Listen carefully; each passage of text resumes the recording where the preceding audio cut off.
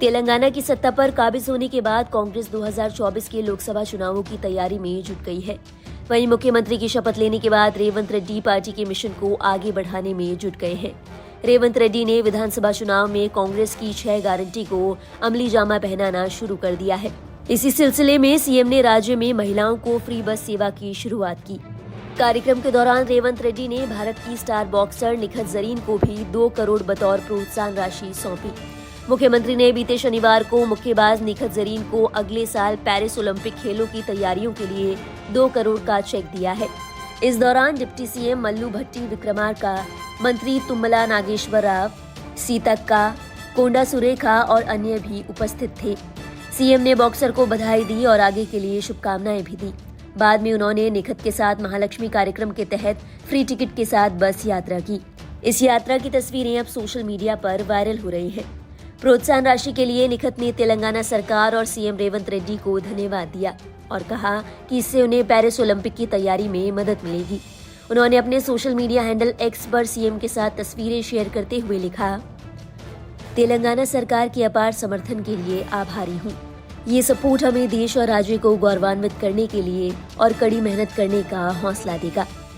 गौरतलब है, सीएम रेवंत रेड्डी ने टीएसआरटीसी बसों में महिलाओं के लिए मुफ्त यात्रा और राजीव आरोग्य श्री योजना के तहत कवरेज को बढ़ाकर 10 लाख रुपए करने की योजना की शुरुआत की है।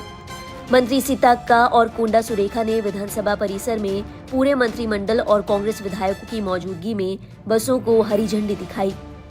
मुख्य सचिव शांति कुमारी और बॉक्सिंग चैंपियन निखत जरीन भी कार्यक्रम में मौजूद रहे।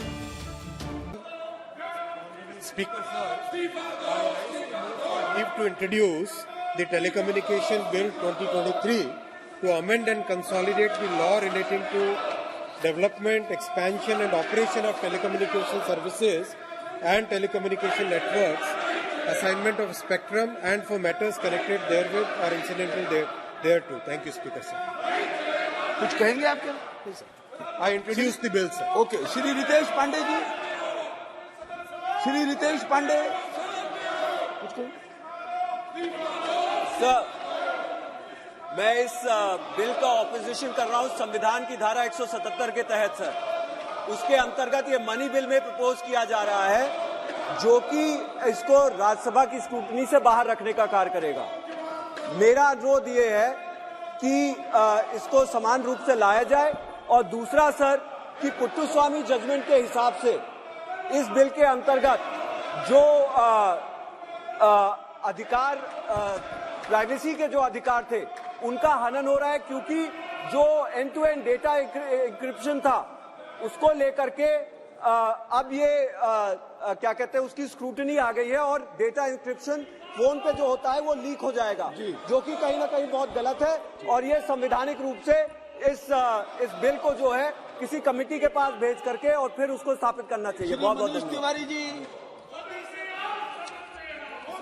प्रश्न यह है कि विधेयक को प्रस्तावित करने की अनुमति प्रदान की जाए। जो सदस्य के पक्ष में वो हाँ कहें, जो सदस्य के विरोध में वो ना कहें। मेरे विचार में निर्णय हाँ वालों के पक्ष में हुआ, हाँ वालों के पक्ष में हुआ।